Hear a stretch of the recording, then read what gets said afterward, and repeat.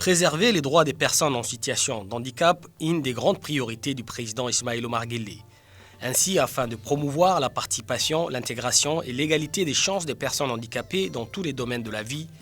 la République de Djibouti s'est dotée en juillet 2018 d'une agence spécialisée dans ces domaines. Il s'agit de l'ANPH. Sa mission, mettre fin aux actions cloisonnées, souvent sans grand résultat, et agir sur la base d'une stratégie commune sur le plan national et international. Ces actions passent par l'information et l'orientation des personnes handicapées afin de promouvoir l'égalité des chances de ces derniers dans tous les aspects de la vie. C'est pourquoi l'ANPH, l'Agence nationale des personnes handicapées, va chercher dès le début à constituer une base fiable, d'où l'enquête nationale des prévalences en partenariat avec l'Institut des statistiques en décembre 2019. Pour de meilleurs résultats, le personnel en charge de l'enquête sera formé sur les différents outils et critères pour mener à bien leurs travaux sur le terrain.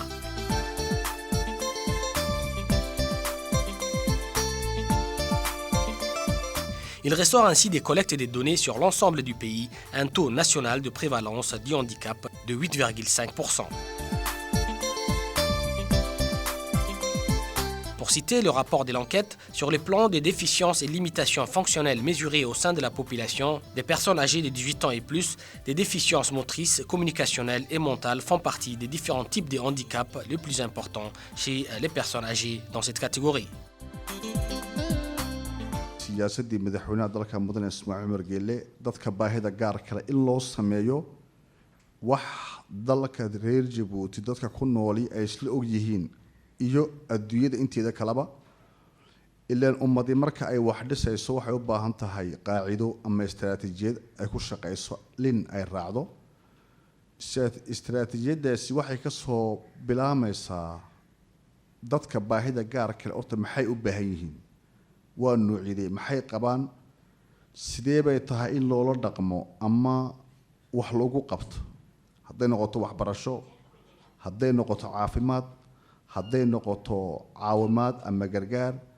ama haday noqoto shaqo gelin haday noqoto ka qaybgalka dhaqan-dhaqaale ama siyaasad ee dalkeena. Pour rationaliser ces interventions, l'ANPH va d'abord lancer en décembre 2019 le processus de diagnostic et de planification qui va aboutir sur la stratégie nationale du handicap, résultat d'un large consensus entre tous les acteurs impliqués dans cette question. Améliorer l'offre des services et la qualité de vie des personnes handicapées, favoriser l'accès aux moyens de subsistance et construire une société inclusive, tels sont les principaux axes de cette stratégie. Avec notre président, le handicap quitte progressivement les marges de la société et devient objet de réflexion et de décisions dans les plus hautes sphères de l'État. La stratégie nationale du handicap, on va sûrement mettre en exergue un cadre de responsabilité assorti d'indicateurs communs à tous les départements agissant en transversalité pour atteindre un progrès durable et une transformation dans la prise en charge du handicap dans toute sa diversité. Elle doit servir de socle pour le renforcement de nos liens avec les personnes en situation de handicap pour veiller à ce qu'elles soient valorisées et respectées dans leur dignité, leurs droits et leurs points de vue.